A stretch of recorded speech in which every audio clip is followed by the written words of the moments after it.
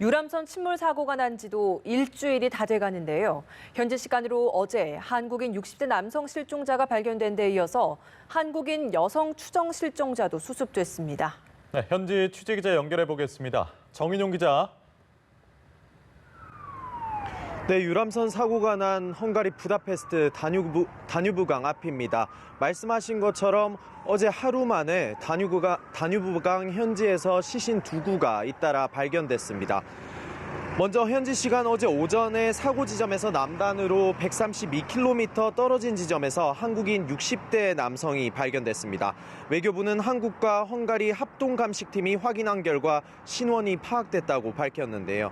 시신은 현지 주민이 다뉴브 강가에서 발견해 신고한 것으로 알려졌습니다. 발견 지점이 사고 지점과 상당히 떨어져 있는 만큼 오늘 진행할 고속보트와 헬기 수상수색의 범위도 더 넓어질 것으로 보입니다. 추가로 어제 오후에는 한국인 여성으로 추정되는 시신도 수습됐습니다.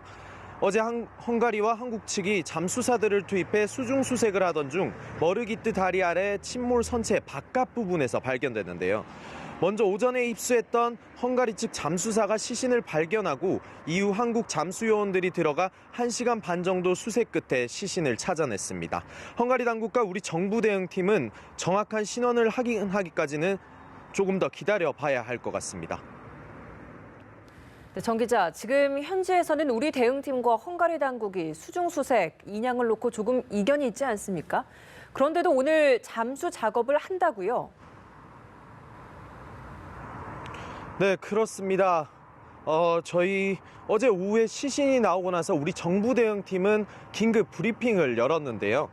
대응팀은 수중수색을 통해서 한 명의 시신이 수습된 만큼 오늘도 마찬가지 작업을 이어갈 것으로 내다봤습니다. 오늘과 내일 작전 환경을 추가로 살펴본 뒤 상황이 괜찮으면 인양을 주장하는 헝가리 당국도 수중수색 가능성을 좀 더 열어놓을 것이라고 기대하기도 했습니다.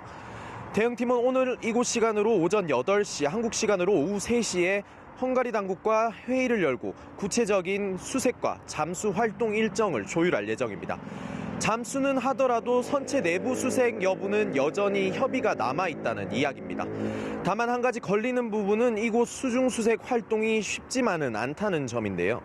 대응팀에 따르면 어제 현장에 투입된 우리 측 잠수사는 세월호 현장보다 유속이 빠른 데다 시야 확보는 어려워 작전 난이도가 가장 높았다고 전했습니다. 이에 따라 여전히 선체 수중수색이냐 인양이냐를 놓고 헝가리 측이 인양 시작 시점으로 본 내일까지 계속 협의가 이어질 것으로 보입니다.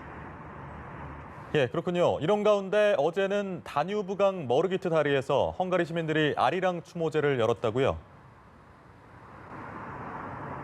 네, 저도 현장에 갔는데 어제 수백 명의 헝가리 시민들이 머르기트 다리 위에서 사고 피해자들을 추모하는 행사를 열었습니다. 제가 다리 위에 인도 전체를 가득 메울 정도로 추모 열기가 고조됐는데요. 특히 이들은 아기를 등에 업은 엄마부터 백발의 노인들까지 남녀노소를 불문하고 한 손에 아리랑 악보를 쥔 채 서툰 한국어로 우리 전통 민요인 아리랑을 따라 불렀습니다. 며칠 전 한 SNS에 올라온 글을 보고 참여한 헝가리 시민들이 대다수였는데요. 이들은 아리랑이라는 노래를 통해서 조금이나마 피해자들의 슬픔을 함께 나누고 싶었다고 저희 취재진에게 전하기도 했습니다. 또 해당 지역의 유람선 사업이 잘 되다 보니 정부 당국에서 이를 관리하는 데에는 소홀했다고 지적했습니다. 사고가 터지고 나서야 뒤늦게 대응에 나서는 걸 보면서 안타까움이 더 커졌다고도 전했는데요.